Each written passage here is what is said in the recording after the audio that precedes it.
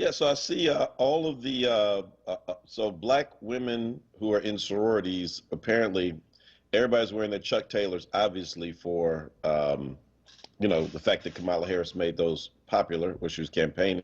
Uh, But they're also rocking the pearls in a nod to Alpha Kappa Alpha. You got your pearls too. So our sorority does pearls, but I unfortunately don't have a nice pair, so I opted for a shirt that actually has some pearls on them. So that's what I'm rocking right now. So Oh, yes so and no. everybody does pearls. I didn't Yeah. realize that. Okay. Hmm. All right. y'all do What do I pearls too, know? don't the Alphas do pearls? The Or, who? or you guys refer to yours as jewels? Man, seriously. I'm Sound just like- saying. Yeah, no, our founders are called the Jewels. The jewels. Okay, that's beautiful. Yeah. Oh, we leave the pearls to the AKAs. I got you.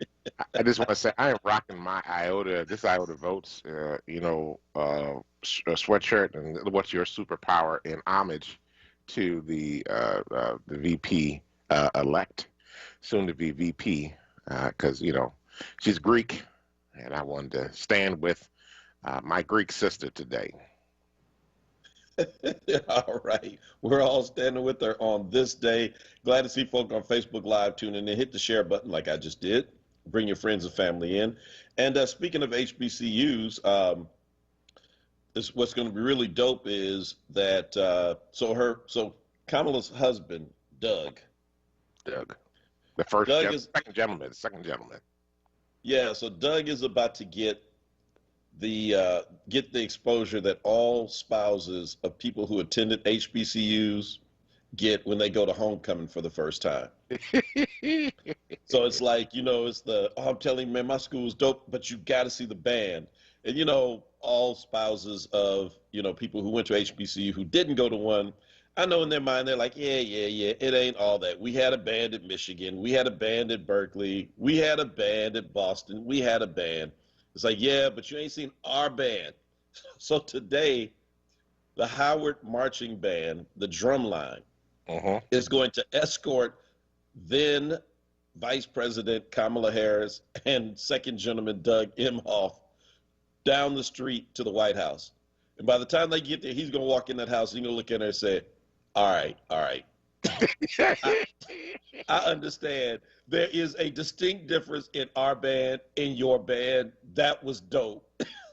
I will not claim Boston College's band, so I'm just letting you know that now. I will not ever, in my mind, claim But, that. but what a beautiful touch, though, right? I mean, you're talking about, something to represent the most diverse administration in American history. One that is not trying to whitewash it and everyone has to conform to look like Joe Biden's experience of what America was, Scranton to Delaware. But it's like, hey, come as you are. And as a country, we're always better when we approach it that way. Speaking of that, I would have probably had a better sleep last night. But you see this? I can't see it. It didn't come up on the screen. It's my racist pillow. It's me. Your what? My racist pillow. Oh, you got a My Pillow in there? It's no, I don't have a My Pillow. I have a my racist pillow. He has lost so much business. How can somebody who looks so happy on his commercials be that guy? I don't know. I mean, too much money. Do. My pillow, my racist pillow. And no, Robert Garland, I really don't have a My Pillow. I never bought one. I just brought this one in as a prop. But I mean, seriously, they're cutting that guy off like crazy because of his rabid support for Donald Trump and his continued insistence on trying to still get Trump even after the Capitol insurrection. When, these crazed people ran in hunting for senators and House members to do only God knows what to if they found them. When nobody else would touch it, My Pillow guy shows up at the White House, and because Right. people caught some of his notes on, those. Be careful when you carry your stuff out there in the media because people can see anything. But his notes are in there. Essentially, they kind of pieced together that my man was trying to suggest to Trump to declare martial law. That's right. That's right. They wanted to make, well, but see, here's the thing, right? So, I mean, first of all, my pillow has been dropped by Bed Bath and Beyond. There's a bunch of retailers that are basically saying no to this, right? Because they're not going to support somebody that's an insurrectionist. They don't want that product in there. I mean, honestly, here's a valuable lesson in having money and thinking that you are beyond money. Uh, because, I just found out the other day there was an auction to blow up Trump Tower in Atlantic City because it was coming down. The Trump Tower is coming down. There was an auction to actually blow it up, and they had to stop it because they started getting threats. But there's a certain point to which you have to understand, and My Pillow guy's about to learn this. Oligarchs think that they are beyond reproach, right? You can't touch them. Oligarchs are people who are a part of that 1% that think that they really dominate and control the country. And so this guy shows up to the White House with this document that basically is outlining how Donald Trump can continue to stay in office. This is after the insurrection, right? This is after the white domestic terrorist activity. I'm paying homage to Will Mega there. White domestic terrorist activity that happened on U.S. soil at the U.S. Capitol. So he shows up, he has a plan to continue this thing moving forward. So now he's getting dropped by a whole bunch of retailers that now refuse to carry My Pillow. And this is the thing about accountability. At some point, regardless of who you are, somebody will check your behind. And he got checked.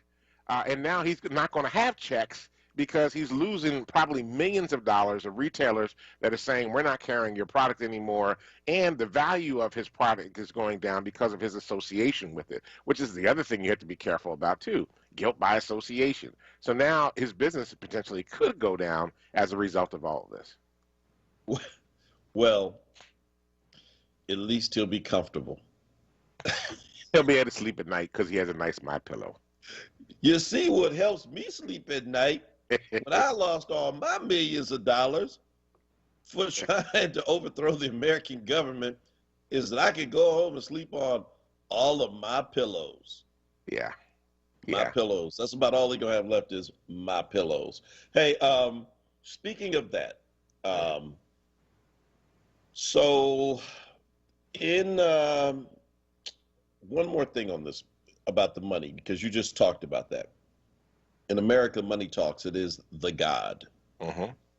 And so a lot of major corporations, as we talked about, have started to squeeze Republican lawmakers who supported the overthrow of the country and who refused to accept Joe Biden winning the election outright. And if you're not willing to say that, and you still say it was stolen, they're cutting you off. Right. And but check this out.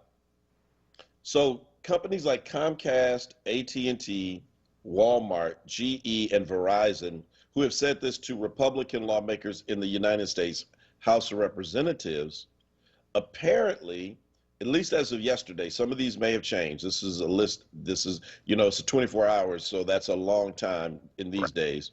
But as of yesterday morning, they had not made the same statement to Pennsylvania lawmakers. Really? Most notably on this list is Comcast, who is anchored in Pennsylvania. And we know that there are a number of sitting representatives and state senators in our state who have said the exact same thing. These people are going to be in charge of redistricting in a very short while. And so they are every bit, complicit in this as their federal partners. And so there is a push then to get Comcast, AT&T, Walmart, GE, and Verizon to do what they've already done. It's like, look, this is not, you've already done it. You've shown courage and cut folk off on the federal level. But why is it that you won't do the same for state lawmakers? Which, again, for many of us, that's where the rubber meets the road, is local. So, I mean, I don't know if you heard about this at all, but Comcast needs to lead the way. Well, I mean, you can't cut off the folk that gave you millions in state tax dollars, takes state grants and tax dollars to build your second building in downtown Philadelphia. You can't bite the hand that feeds you. And I mean, what's really sad about that is that Pennsylvania state lawmakers are complicit in that whole election scam, as the federal lawmakers were, because it was state lawmakers, one, that were running back and forth to the White House, and then two, we also need to remember that State Rep Dave Mastriano was actually at the insurrection. I don't know if he went into the building, but he was actually at the insurrection, right? It was Congressman Mike Kelly that was one of the biggest voices on the House floor trying to fight against Pennsylvanians, trying to fight for Pennsylvanians to be disenfranchised, although he's at the federal level. But, I mean, Corman and the other leaders of the State House Republican Party are complicit and responsible for what happened in this country, as the federal legislators are. Well, again, so if you're interested in expressing yourself, I've actually retweeted a few things. Check me out at Mark Kelly Tyler. You can find those tweets from yesterday and send those out, because, again, those companies need to hear from the people, and particularly in Pennsylvania, because of the footprint Comcast has, they certainly need to lead. You've already done it. If it was wrong for federal representatives and senators to do it, then it has to be wrong as well for state reps and state senators. We're not asking you to do anything that you haven't already done, but right. Again, they're going to need a push. And so certainly want to say that as well. So today, DC is quite eerie. I remember back in 2008, we drove down to, oh man, I don't think we even got as close as Silver Springs. We stopped at a very far satellite metro station. Leslie and myself and my older sister flew out from California, and it was like the high that day was 18 degrees. Yeah, it was freezing. And I mean, we were bundled from head to toe. We got there at about like 4 or 5 in the morning. Took the first train into DC. One of my good friends, Reverend Phil Jackson, who's an associate preacher at that time at Granger Browning's church, Ebenezer AME in Fort Washington, met us. And he was like our local guide. He said, I'm going to get you in. Took us all the way down. We had our little silver ticket. We were in the silver section, thought that meant something. It didn't mean anything.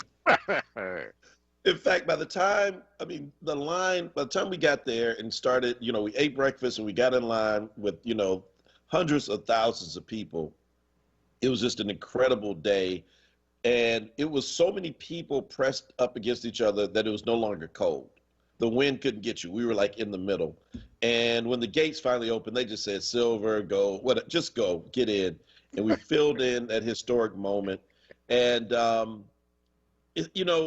think one of the saddest things about all this to me is that it's not only Trump's behavior in the last couple of weeks that led to the extra security, but also his mishandling of the coronavirus, where yesterday there was a somber remembrance for the 400,000 Americans who died. That's right. They're saying 4 people die every 5 minutes at this tick of the clock. And so even before 2 weeks ago, it was not going to be the same type of inauguration because of COVID. Oh. And so I just hate that for VP-elect Harris, who is also making history, that it's almost like they get robbed of that. And I just really hope that in 4 years that, they can have a sense of normalcy. But it's just a shame that they don't get that part. But I guess at the end of the day, they don't care. Well, I mean, yeah, I hear you on that. And yet at the same time, I'm also reminded that their inauguration will be written in the history books, right? It will be because they were responsible leaders who were trying to protect Americans, versus the last inauguration, which was a big lie and a big controversy. And the first statement out of the press secretary's mouth was that this was the largest inauguration ever, when the photograph showed that it wasn't. So, I mean, in many ways, this is, and I've said this to folk over and over again, we are in a historic moment. These are moments that will be written about for generations. These will be in the history books. Their inauguration, this whole election process will be in the history books. But the fact that they haven't had a crowd there, I get that. But at the same time, it will be a very different, they will be written about for a very long time in terms of what they had to do to take the government back and to restore faith in America as a country and a nation, to deal with the racial unrest and actually finally deal with COVID-19 in a way that was not about trying to make the president look good, but about trying to heal and make whole American citizens. So I hear you on that. But at the same time, I think we're just at a different place in our country. But this is a historic moment, and these will be historic days, and that's okay. All right. Well, look, it's 6:20. We got to take a quick break. By the way, if you're wondering, give you all a quick little dad joke. If you're wondering how what the temperature is going to be in D.C. today, I understand it's going to be minus 45. We got to take a break. I told you it was a dad joke. All the dads are like, all the dads are like, I'm writing that down. I'm going to let my kids today. Write it down, dads. Write it down and use it later. We'll be right back on the other side of the break. It's the Power Hour. Listen to Laborers Live. We created the weekend. We created the 40-hour work week. We just want enough to feed our family, be able to send our children to college, and let our next generation do better than we did. To people that might have forgot how important unionism is in a country like the United States. People now infringing on our 8-hour workday, trying to work people more than 8 hours without overtime, trying to work people without benefits. In the long run, everybody's getting a fat paycheck except the worker. So this is really a wake-up call for America. The struggle is continuous. Tune in to Laborers Live every Friday from 4 to 5 p.m. Sponsored by LESIT, the Laborers Employers Cooperation Education Trust of the Laborers District Council of Philadelphia and vicinity. Local 332, Sam Staten Jr. Business Manager. Local 57, Esteban Vera Business Manager. Local 135, Dan Woodall Jr. Business Manager. Local 413, James Harper Jr. Business Manager. The Laborers District Council, Ryan Boyer Business Manager, and Tony Staten, Executive Director of LESIT. Livelihood, the new initiative from WURD Radio, connecting Philadelphians to jobs, entrepreneurship opportunities, small business resources, and financial literacy. Visit WURDworks.com right now and take the next step in your professional journey. Livelihood is supported by the Nightland Fest's Local News Transformation Fund, Borealis Philanthropies Racial Equity and Journalism Fund, and the Solutions Journalism Network. You're listening to WURD Radio, 96.1 FM and 900 AM WURD, independent black media. Welcome back to the Power Hour. It's Dwayne Royster along with Mark Kelly Tyler. We're here Monday through Fridays from 6 a.m. to 7 a.m. to bring you the latest in news, happenings around Philadelphia, and, of course, our opinions. We're grateful that all of you are tuning in and listening to us today, and we hope that you are enjoying our programming this morning. Let me just say, I'm actually down right outside of D.C. right now. I'm actually in my home in Rockville. I came down yesterday. You know, it is there was a lot going on down here. Been some challenges. We had a situation at my church where a Trumper was camping out in our parking lot. They had come and missed the insurrection, and they were staying down here, and we actually had to call the authorities to go check it out because we were a little concerned. So there's a lot going on, a lot of heightened tension down here in the D.C. area. Many of our congregations and communities here have had to cancel activities. I was here for the last election. It wasn't, the security was tight, but this is ridiculous what's going on down here now. Some of you might be aware that 2 members of the National Guard have been kicked out of serving because they have ties to the far-right extremist groups. And they're not taking any chances down here today. They've been concerned about potential insurrection coming from within the National Guard. So the Department of Defense has been vetting all of the National Guard's folk that are here in the D.C. region. So prayerfully today, we will get through, that there will be no major incidents that occur, that we will have a transition of power. I can't really say it's been peaceful. It's been chaotic at best. But we will actually have transfer of power. Joe Biden, Kamala Harris will be sworn in. He will start signing executive orders immediately, ending the national nightmare that we have lived through for the last 4+ years. Prayerfully, somebody will find a way to continue to mute the voice of our former president so that the new president can lead in a way that helps to heal our nation and begin to bring us to a new place of respect and dignity. Well, what's funny to me is that you talk about somebody needs to mute him. The fact that Twitter, after they cut him off, it's like, you know what? That actually did the trick. I mean, like, seriously, it's like, dude, have you noticed how different the ecosystem feels without him on Twitter?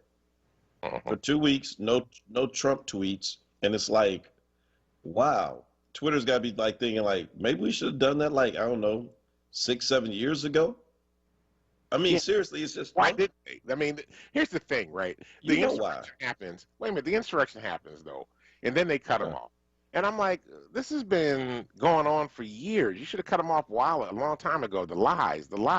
They don't, because he brought all those Twitter followers, all those people. Listen, a lot of his followers would have never been on Twitter, ever. He brought them. They would have maybe been on Facebook. And because he brought them, you bring 100 million people with you to Twitter, we're going to give you an account. Because you know what? That's a whole lot of ad money that we can now charge for. And so the money was so good for Twitter, the corporation, that they just couldn't cut him off. I mean, every controversial tweet means what? It's not only retweeted by his followers, then it's talked about and retweeted by people who hate him. And it's like, yeah, so it's like, oh man, the money that they've made. But again, a lot of this, a lot of what we're talking about, the American carnage that he talked about was over, that really only started when he was inaugurated. That's on Twitter's hands, especially Twitter, because that was his favorite tool. But yet they cut him off, and instantly he goes quiet. And but now the pen is still speaking, because as he prepares to fly out this morning on Air Force One, we are starting to discover who he had on his mind for the pardon. First of all, guess who it's not? It's him and his family. They're not there. Well, not just them, but the people who are the poor people. The insurrectionists. The insurrectionists. The domestic terrorists, the whatever you want to call them, the seditionists. Those folk who followed him, who believed in him, are about to get the Atlantic City contractor thing. They're getting the Giuliani treatment right now. Treatment. Thank you. That's the word I was looking for. Yeah, you better get the AC contractor treatment. But we did the services. Now, do we get paid? Can we get that pardon? You weren't successful. I'm no longer president. Since you didn't succeed, I don't pay losers. These folk are not getting pardons. And some of them, I'm telling you, some of them are going to do a minimum of 10 years. And you're going to see them on 60 Minutes 8 years from now talking about, I really believed in Donald. He gave one to that black Kodak, Kodak Black, whatever the hell his name is, with the weird hair. He gets one. Lil Wayne gets one. Yeah. But because they got money. I was trying to do the Lil Wayne thing. That just didn't come out right. That's all right. I thought it was an iota thing. But no, not at all. Kwame Kilpatrick gets one. Yeah, I was really curious about that one, actually. I appreciate that one. He's done, for what he did, and it was wrong, but if he were anybody else, he would have never done the kind of time that he's already done. I call that one time served. He's paid his crime. Most controversial on his list of 143 people is Steve Bannon. He went back and forth, apparently, said he wasn't going to do it, but now he's done it. What do you think? That's why he felt betrayed by Steve Bannon. Somebody inside, Jared or somebody, Ivanka told him to go do it, I'm sure. Yeah, they're like, you can still use Steve. That's right. This is they're like, don't worry, this is like Star Wars Part 1. Yeah. They blew up the Death Star, but we're going to reformat it, and we're going to need the Sith Lord. Yes, absolutely. Darth Vader returns. God. What a list. Yeah. I kind of thought he was going to like waive a pardon for some of those people who went into the Capitol. He has to have a list of the people, though, right? I don't know. I mean, he would have a list of the ones that they've arrested, but the ones they haven't arrested yet, he doesn't have a list for.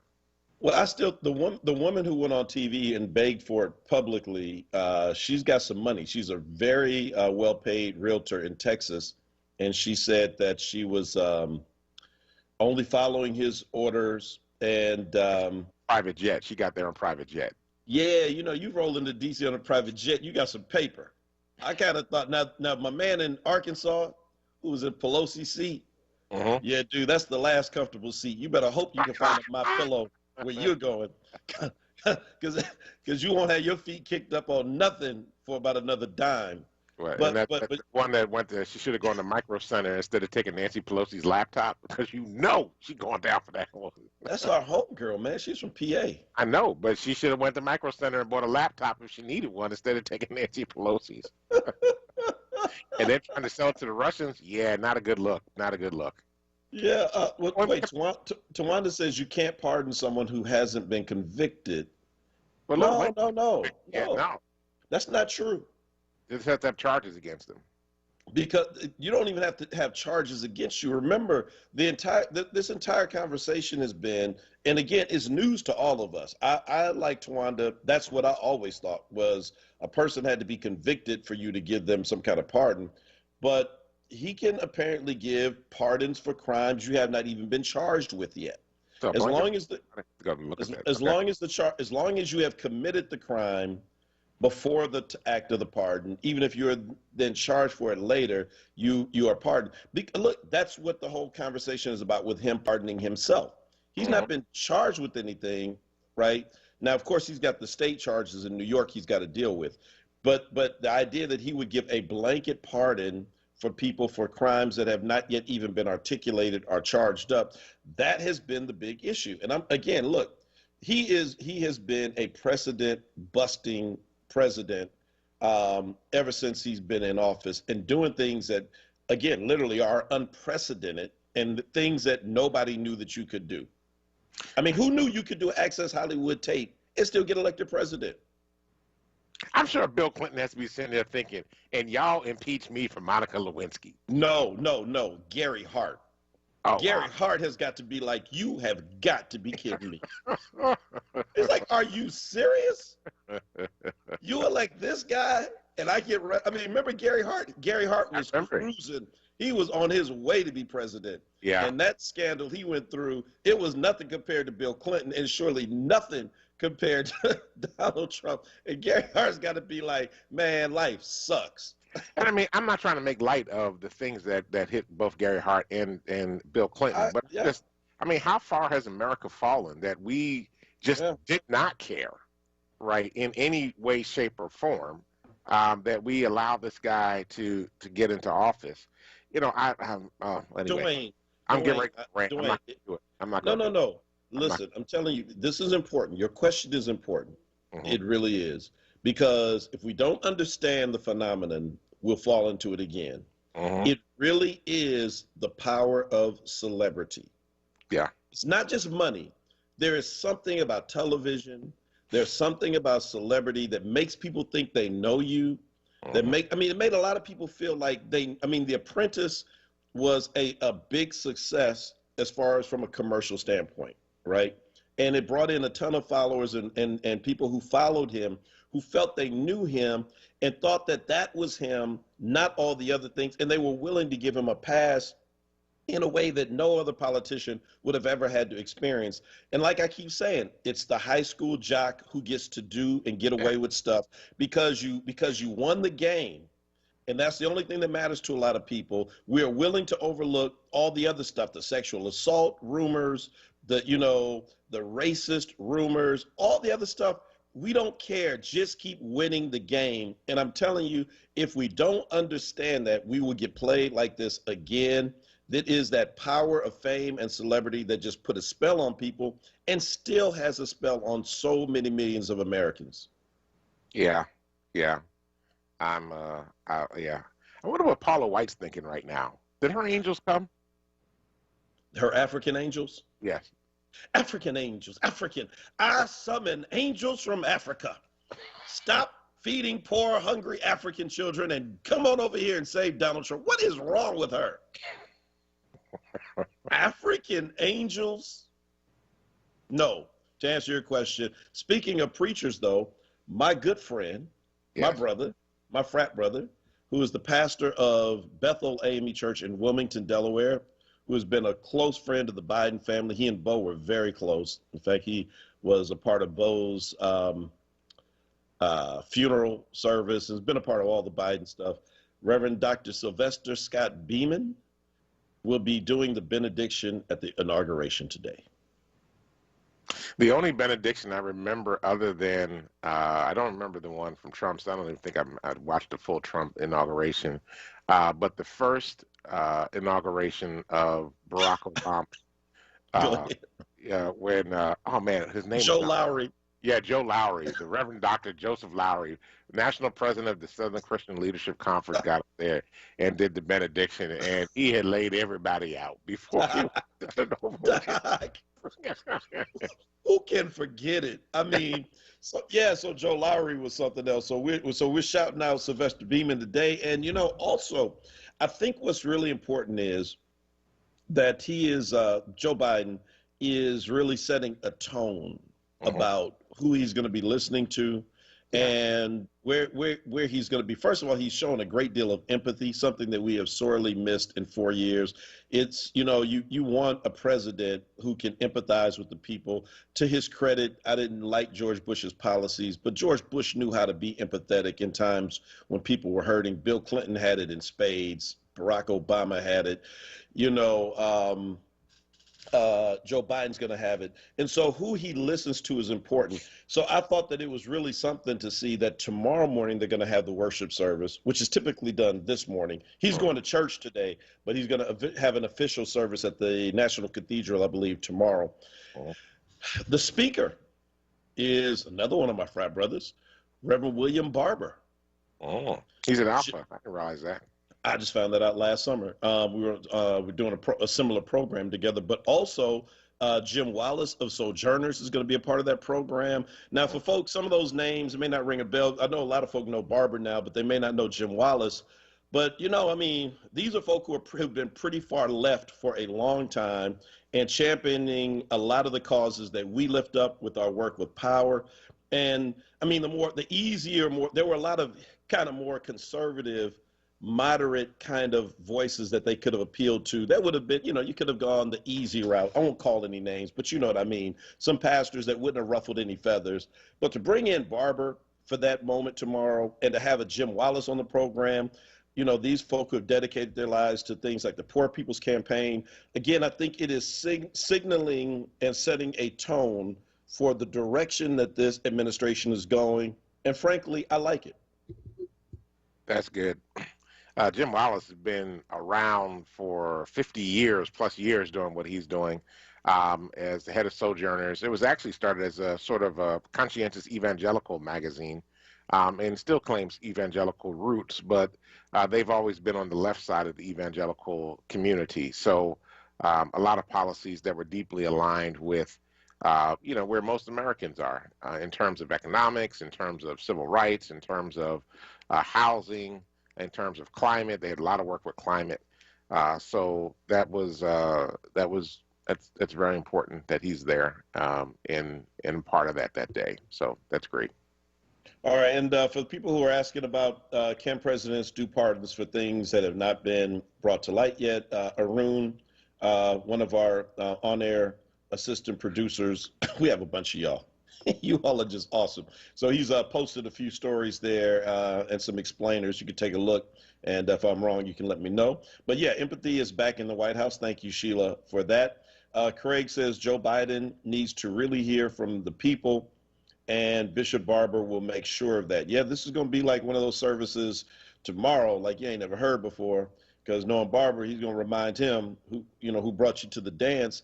And it is all about holding people accountable. Elected officials make tons of promises. They almost always fulfill the promises to the most wealthy among us and the big corporations.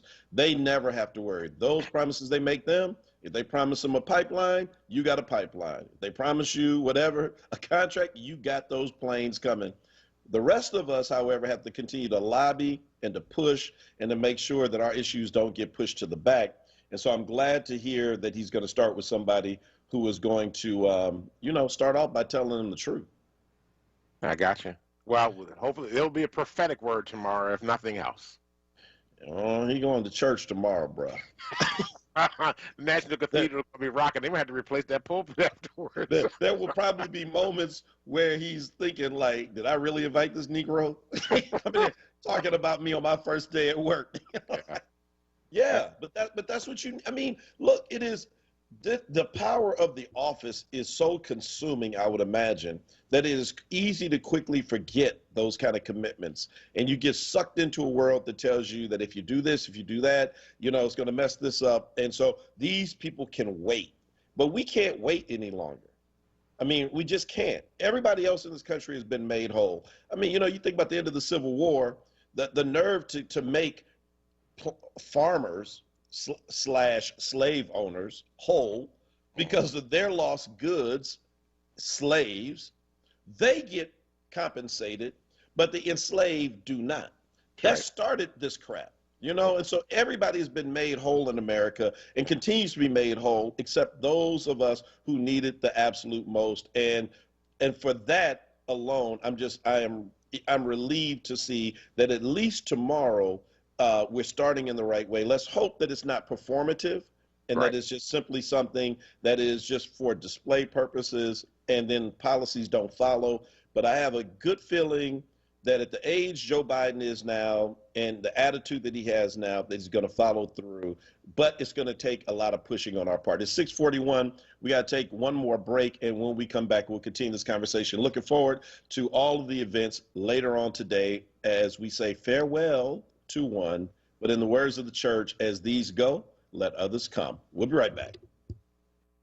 Jefferson Health offers no-cost COVID-19 testing sites at St. Raymond of Pinafort Church. Testing is on Thursdays and Saturdays. The second testing location has been added at Richard Allen Preparatory Charter School. Testing is on Wednesdays and Fridays. For testing hours and more information, visit jeffersonhealth.org/community testing. The WURD Radio Newsletter, keeping you informed, engaged, and connected. Sign up by visiting wordradio.com. Scroll to the bottom of the page and type your email address under Connect with Us. You'll receive the latest information on WURD Radio. Messages from our president and CEO, Sarah Lomax Reese. Exclusive articles and multimedia content and resources. Stay informed with the WURD Radio Newsletter.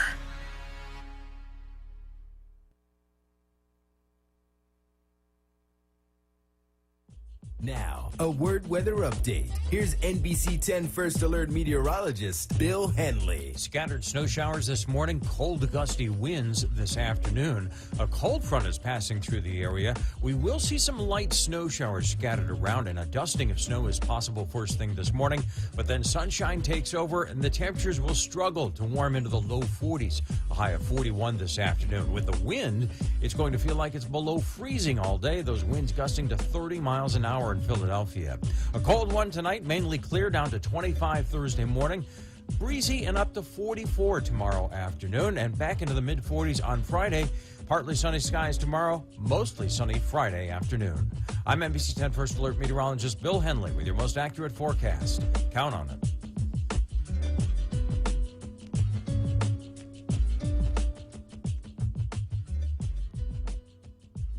Now, a traffic update on WURD Radio.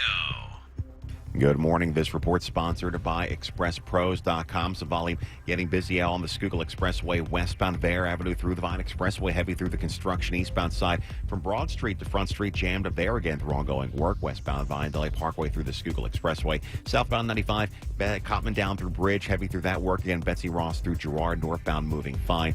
The Boulevard Route 1 southbound delays 9th down through Fox. A little slow there through construction. 42 northbound, not a bad ride. 55 northbound north of Deptford into 42 getting a bit busy now. Looking for an easy way to find your next call center or accounting job? It's time to get to know Express Employment Professionals. Visit ExpressPros.com to find one of more than 830 locations to support any job search, and there is never a fee. For more traffic information, log on to SIGAlert.com. Jim Bachman with your Philadelphia area traffic. You're listening to WURD Radio, 96.1 FM and 900 AM WURD, independent black media. Welcome back to the Power Hour. Dwayne Royster and Mark Kelly Tyler coming to you each morning. Hey, just want to remind folks, you can stay tuned to WURD all day today. WURD will be having inauguration coverage. It's going to be anchored by Charles Ellis, who will be working with each of the shows and bringing a variety of guests that will be coming on during each of the shows today. So stay tuned to WURD. We'll be following up. There'll be commentary coming around the inauguration all day today on the station as well. Deeply appreciate you all for doing that and keeping us informed about everything that's happening here today. So where are you going to be watching the inauguration? Not in D.C. No, I'll be sitting in front of a TV. Me and Leslie just, taking it all in. I mean, we've been there before outside. We went the second time. We were really fortunate and blessed to get inauguration ball tickets to the Obama second inauguration. Shout out to Stevie Wonder, who wouldn't give his setup, by the way.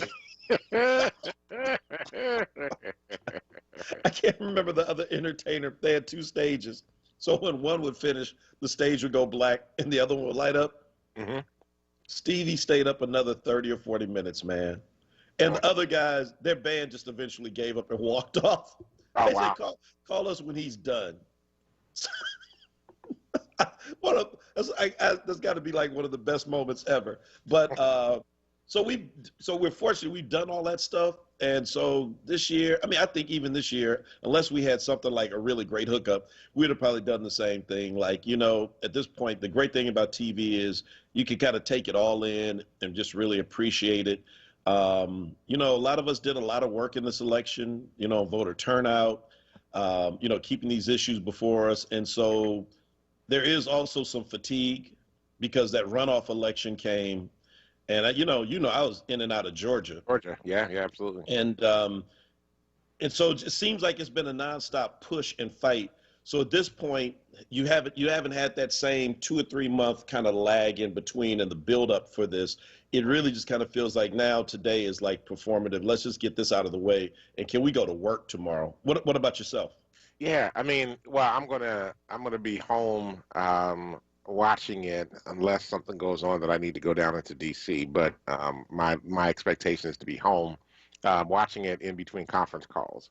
So I have a full slate of meetings still set up for today to be able to do it while I'm in my Maryland home today, and just checking on things and seeing what's happening.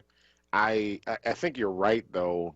There has been, because every day has been a fight to make sure that this election stood, that we just haven't had that time to really, normally they do all the programming about getting ready for the balls and the stuff like that, and it's been constant Trump. And I'm actually looking forward to tomorrow morning and actually having a conversation about, Rachel Levine being picked as Assistant Secretary of Health, right? Of having a conversation about the executive orders that President Biden will have signed yesterday that are actually going to transform immigration, that's going to prevent, students from having to pay back student loans right now while we're still in the middle of COVID.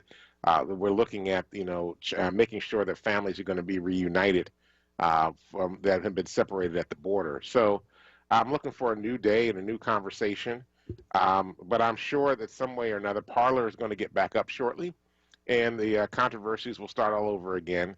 And hopefully we're getting up tomorrow morning and having a conversation that doesn't involve any insurrectionists today or white domestic terrorists happening at the inauguration. So, yeah. Well, that sounds like a great day. It's funny. I was laughing. You talking about you have meetings. What people don't understand is like when you do like organizing work, organizers are the worst. I had a meeting that I didn't even realize that was set up on Dr. King's day. Yes. So as I woke up that morning, I looked, I texted the person, said, "Are we really meeting today?" And they're like, "Yeah." I was like, dude, today is like MLK Day, right? And I'm a black preacher, and I got like about 5 Zoom things I have to do. We still had the meeting. If you let organizers set your schedule, you'll be meeting on Christmas, Easter, because organizers don't care. They'll never stop, man. Well, I mean, what's funny to me is that, so Faith in Action, right? Faith in Action across the country reached out to 15 million people about voting. It might even be bigger than that. We actually wound up talking to like 3 million people. In Power, we reached out to 2.5 million. We talked to almost a little over 300,000 folk, in terms of the election, getting out to celebrate. So you would think that today, of all days, we would actually take a break and be like, okay, we're going to celebrate, the work that we did, everything else. No, I actually have a meeting that starts 5 minutes after the inauguration occurs with the folk that did the work to make sure the election happened. And I'm like, really, can we just stop for a moment and not do all this? No. And organizing just never stops. It's a grind. And here's the thing about this that becomes very important, because a lot of people don't realize, like, they see us in the streets and they think, oh, they just did that thing in the streets. And they don't know that the weeks and the months of planning, the meetings, the arguing with public officials, going back and forth with their legislative staff, all the stuff that happens before we ever get to the streets. Folks, I mean, if they really saw what a day in the life of an organizer looks like, it starts early in the morning and runs late at night, and the next day starts all over again. It's not sexy, people. It's not sexy at all. It's a lot of work that happens where you're organizing, the trainings that we're doing, meeting in the hot, sweaty church basements in the summertime, trying to do meetings and get people prepared for actions and activities, all that stuff. It's not glorious, but it is important and relevant if our country is going to be able to move forward. So. Yeah, that's what it is. As Greg Brinkley said, no rest for the weary. And Greg, I saw your comment on Facebook. Who wants to talk about the unsolved murders in Philly? Obviously, this is inauguration week. This is all consuming, so we can't get away from it. But I do want to come back to that at some point, hopefully before the week ends, because it kind of set it up. You could take a look today in the regional section of the Philadelphia Inquirer, the story of the very tragic killing of a 25-year-old Temple grad. And there's a lot of, controversy around the fact that this young man who was killed, young white man, he's been accused of being killed by a 20-year-old black man who was out on bail. One of the questions is how they were able to arrest his killer that night. Yep. And how, to Greg's point, the 499 homicides last year, if you believe the numbers right with the clearances, that means about 15, I don't know, that less than 100 of those have been solved.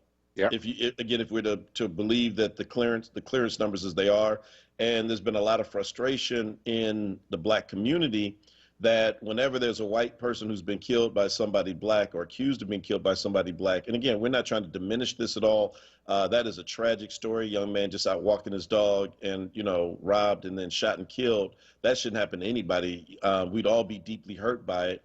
But at the same time, we can mourn him and also raise legitimate questions that ask, why are our lives as valuable? Absolutely. And, but again, the article does a good piece on it. I won't give it away. You can read it yourself, but that is one of the stories I want to come back to later this week, and also around the issues of bail reform and who dropped the ball in this case, because it is a very, very troubling story. But for today, today we are still focused on the inauguration. Mike Pompeo, on his way out the door, thank God he's going to be gone as well, had this to say: wokeism, multiculturalism, all the isms, they're not who America is.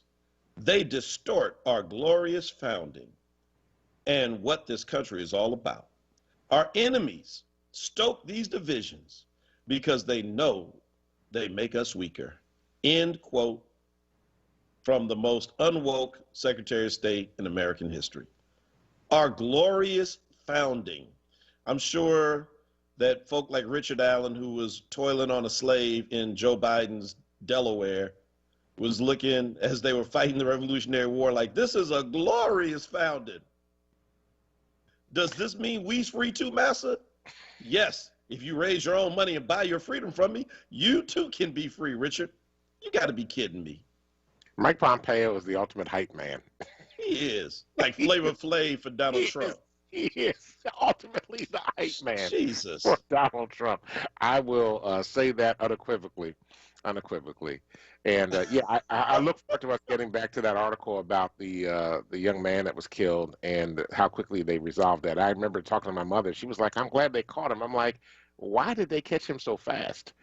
They can't do that for other folks. So I really want to have that conversation. I really look forward to having that as well. And to the outgoing hype man, peace. See you later. We ain't got no time for you anymore. Don't let the doorknob hit you. Hey, listen, Asa Khalif is hosting something on tomorrow on Zoom. Asa, you can post it. Send it to me. It's Black Lives Matter and Political Power 2021 tomorrow at 3 p.m. Looks real interesting. There's a Zoom link to it.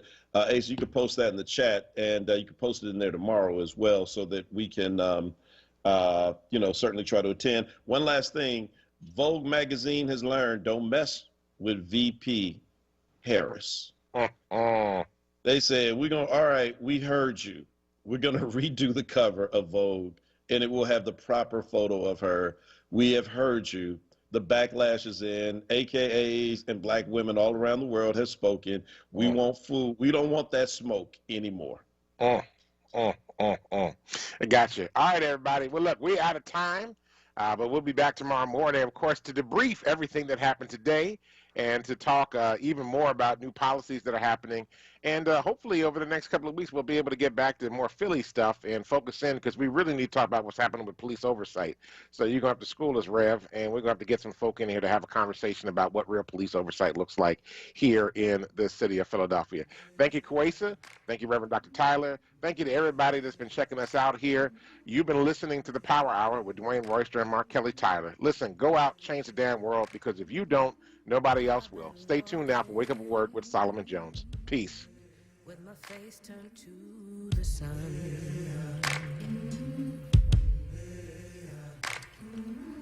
weight on my shoulder.